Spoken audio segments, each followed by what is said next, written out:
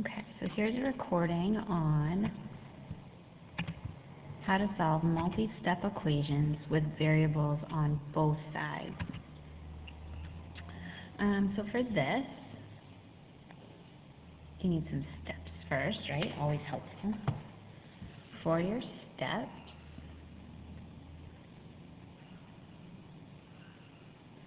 and again, this is solving equations.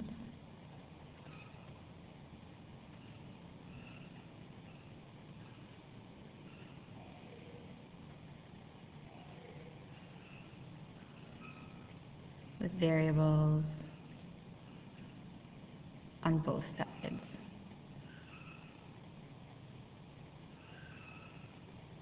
When I say both sides, I mean both sides of the equal sign, so on the left and on the right.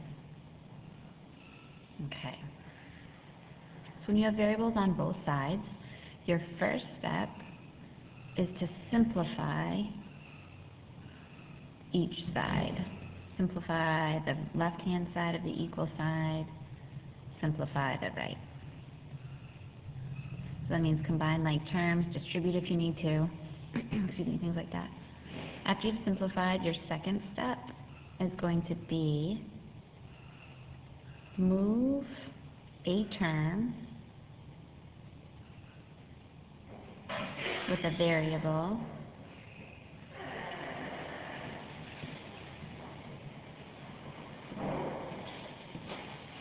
and you're always going to be, I shouldn't say always, this year it will mostly be adding and subtracting when you do this step. So move a term with a variable, so you only have one variable term. And I'll show you what I mean by that in just 1 second.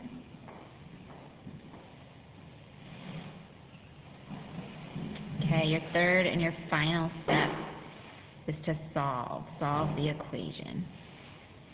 So for people that like boxes, this is where boxes come in. After you've completed step 2, it should look just like a 2-step equation, which you guys are really good at. Alright, so let's do an example. I'll try and do some with boxes and without so you guys can all kind of see it. So let's kind of start out not too crazy. Let's do 3x plus 4x minus 10 equals 2 plus 4x. Okay, so my first step was to simplify each side. So to simplify each side, I need to look at this left-hand side and see if there's anything that can go together. Here's an x term and another x term. 3 plus 4 would give me 7x. Then I have this negative 10 on this side, and I'm just going to kind of leave it there. There's no other things that are constants here that I can put with it. Please notice that I am not writing plus 3 plus 3. I would only do that kind of downward copying of what my step would be when I go back and forth on the sides of the equal sign. I'm keeping things on this side. I'm going to listen to what it says. It says 3 plus 4. That's what I did. Over here on the right, there's only one constant, a 2, and there's only one term with a variable. So you have to leave that just how it is. It's already simplified. Okay, simplify each side. Done. Check. Your next step says move a term with a variable. You're adding or subtracting usually. So only one variable term. So here you totally have a choice. You can move a 7x or you can move a 4x. It doesn't matter which. I'm going to pick the 4x. The reason I'm picking a 4x is by subtracting 4x here and here, I'll still be left with a positive x term. That's the only reason I'm doing it this way. Mathematically, there's no kind of right answer. You could have subtracted a 7x as well. So this is gone. This would be a 0, and 2 plus 0 would just be a 2. 7x subtract 4x would leave me with 3x, and then I'll subtract 10. So now I'm at the part where I can either do boxes or I can just continue solving this. So I have one variable term right there. Now I'm going to solve it. So I'll solve it without boxes. I would add 10 to each side. If I was doing it with boxes, I would make sure that that was on the bottom of my boxes. This is gone. So I have 3x equals 12. My final step would be to divide by 3. So x would be 4. I can check that. 3 times 4. I should do this, I'm sorry. So I've solved it. I'm now going to check it. See what other colors we can use. Okay, so to check it, again, I would do this on a calculator. 3 times 4 plus 4 times 4. I'm just getting these things from right here, the left side, minus 10. Because there's a variable on each side, I'm going to check each side separately. 12 plus 16 minus 10. 12 and 16 would get me 28, minus 10 would get me 18. That's the left-hand side. Now I'm going to check the right-hand side. So 2 plus 4 times another 4, because we're saying x is 4, hopefully. 2 plus 4 times 4 is 16. 2 plus 16 is 18. So the right-hand side is 18, the left-hand side is 18. 4 is good. I'm all set. Alright, so let's do another one. So I'm going to erase this. So I'm going to have the same steps. And so now that I've said I'm going to erase that, I'll leave the steps there so you can see them. And we'll do another example.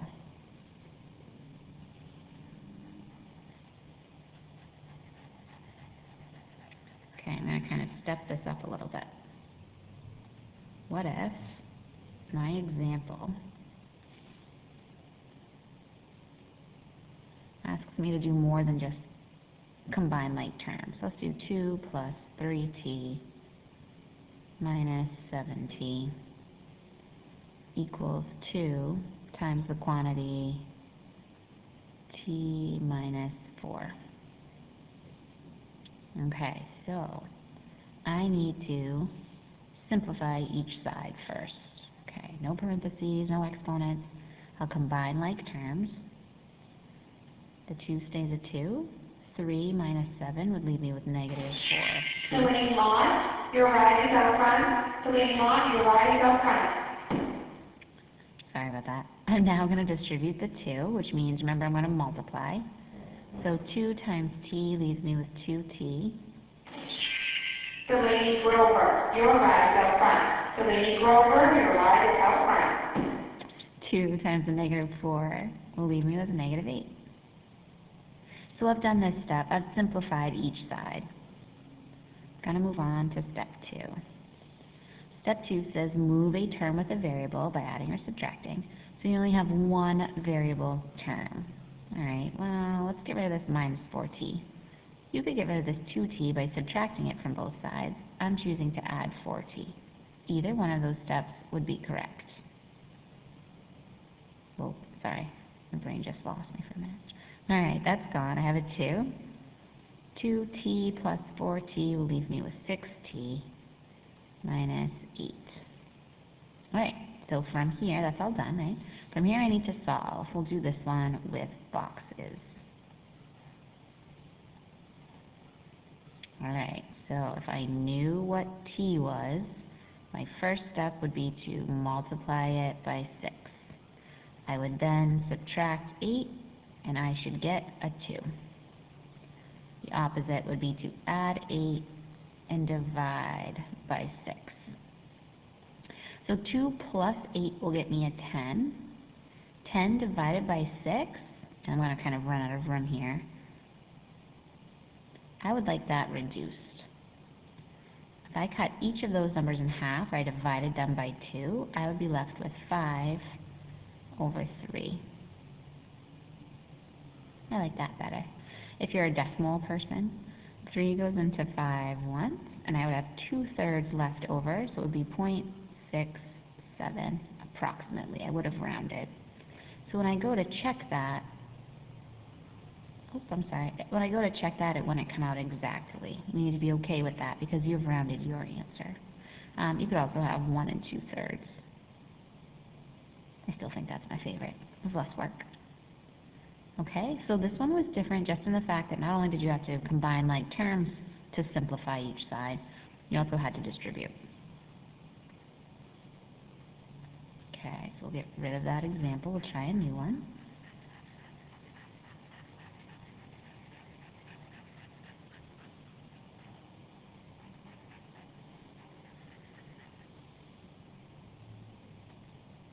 Okay. Let's try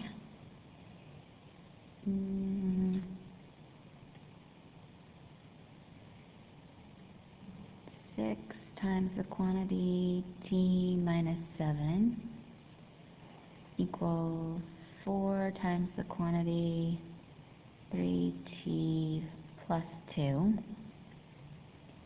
minus 6. Okay, as crazy as I make these equations, your first step is always to simplify each side. So looking at my left-hand side, I'm going to distribute this 6 first. Remember, distribution is multiplication.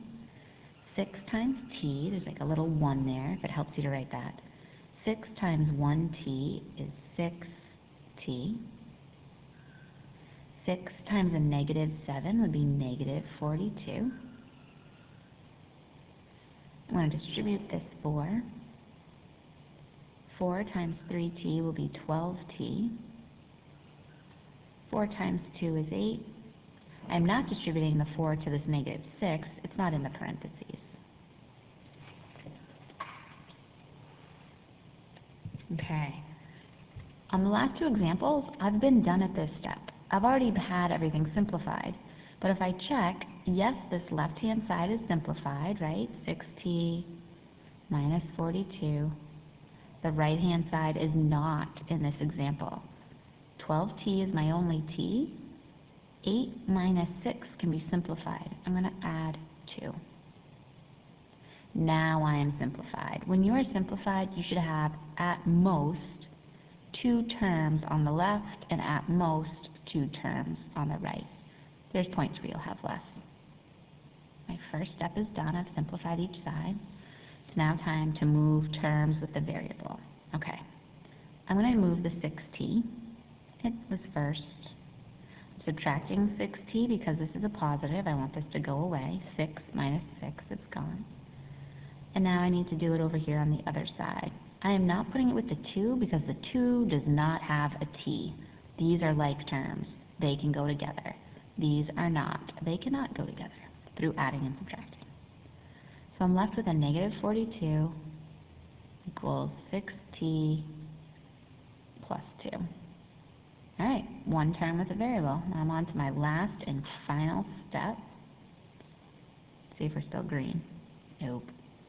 Okay, my last and final step is to solve. And this time we will not do boxes. I'm going to subtract 2 from each side. If you're doing boxes, that should be one of your steps. Negative 42 subtract 2 is going to be a negative 44 to get more negatives. To get the t by itself, I'm going to divide by 6. So here, if I wanted to leave it like that, I need to at least reduce it. I could cut this in half, and I could cut that in half. So it's still a negative. Half of 44 is 22, or 2 goes into 44 22 times. 2 goes into 6, or half of 6, would be 3. So I can leave my answer just like that, equals t. I should have that whole thing, sorry. Or if you want to, that's going to bother me.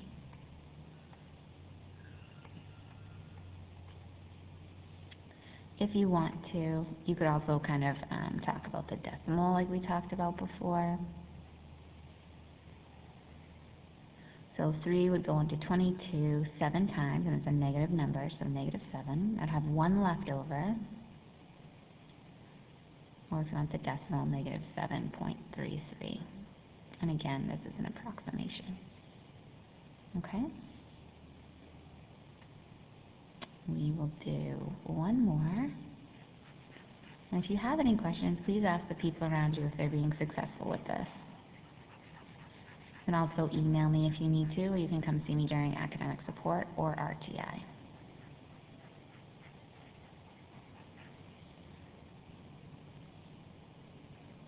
Okay, one more. Example 4. Let's do 2x plus 7 times the quantity 3x minus 5 equals 6x. Okay, so my first step always is to simplify each side. The first thing here to simplify is to do that multiplication, do that distribution at first.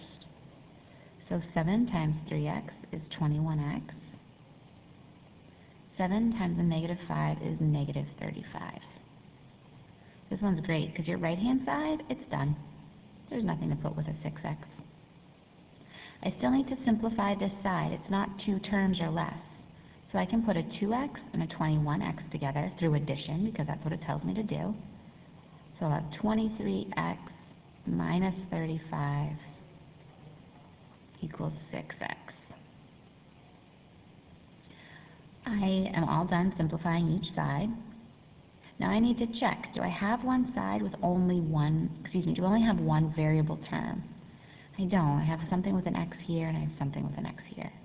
So I'll need to actually go through and move things. I'm going to subtract the 23 here.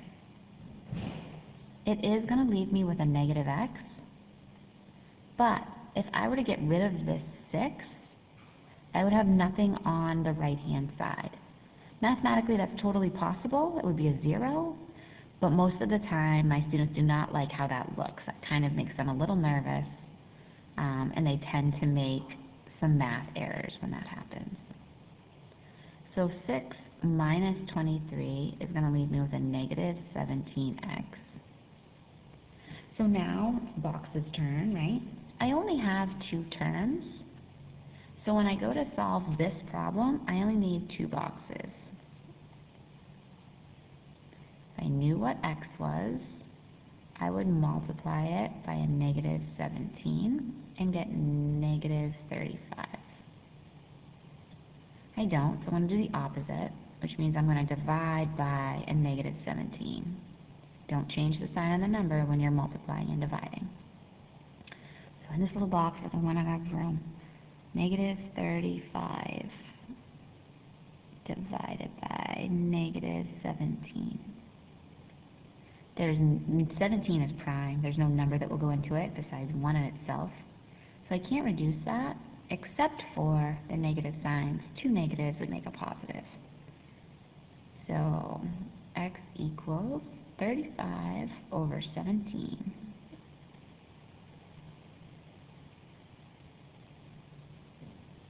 If you wanted to do it as a decimal, I'm trying to do it in my head. 17 would go into 35 twice. So it would be 2 and 1/17th, and I do not know the decimal approximation for 1/17th. But as long as you've got that, you're all set. Okay, so like I was saying before, if you have any questions, please let me know. And also, we can talk about these things during your academic support.